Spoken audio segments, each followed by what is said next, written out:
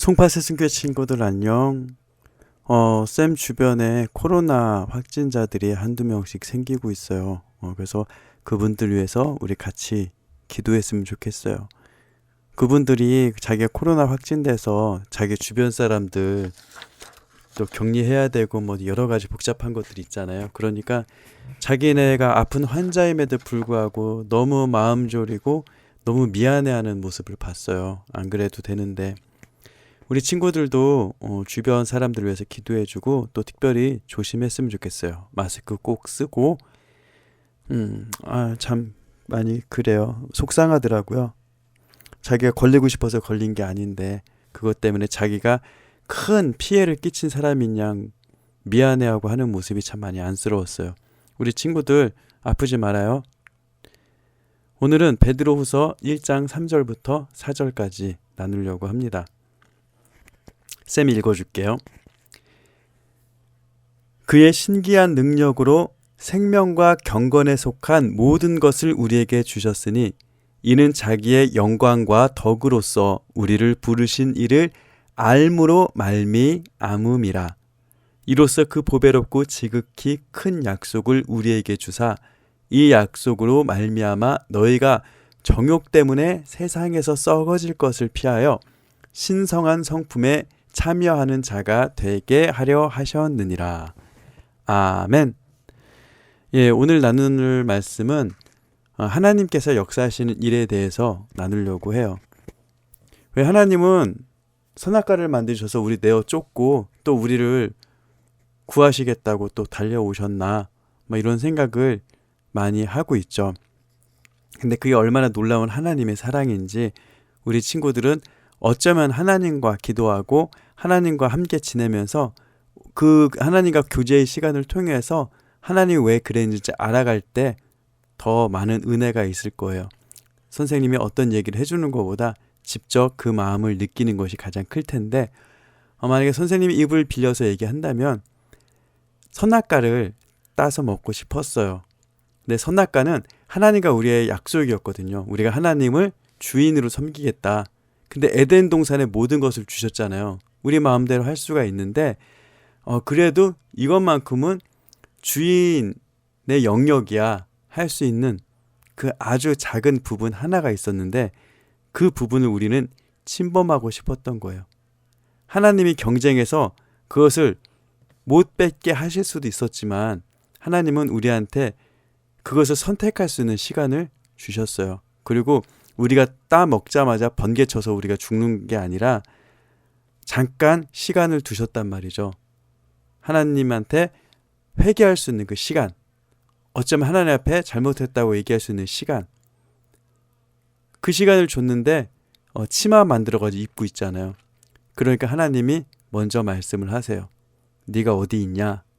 그러니까 내가 벗었으므로 두려워하여 숨었다라고 얘기를 해요. 그래서 왜 그랬느냐라고 하나님이 물어보세요.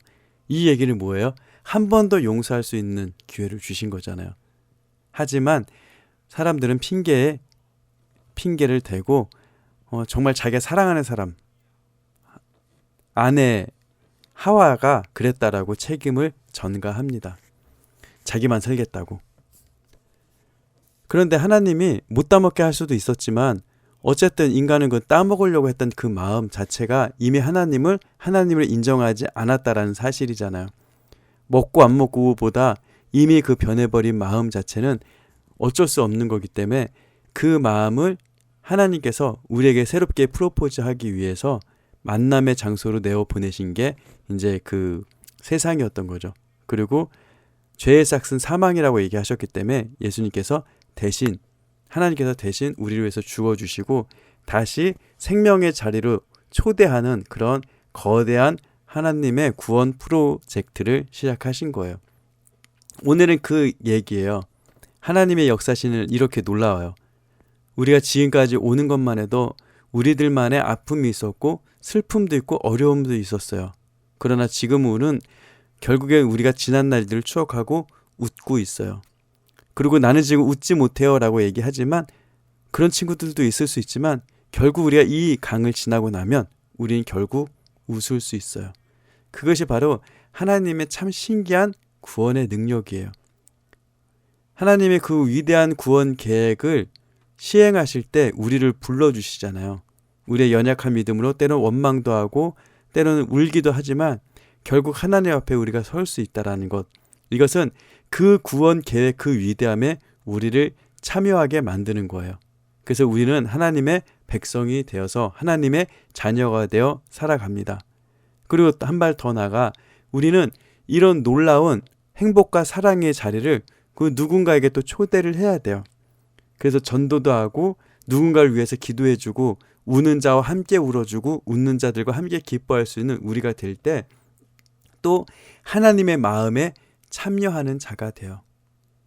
그래서 우리는 우리의 욕심이나 우리 정욕 때문에 이 세상에서 없어질 것을 추구하는 것이 아니라 하나님의 영원한 것을 사랑하는 우리들이 되어야 되겠습니다.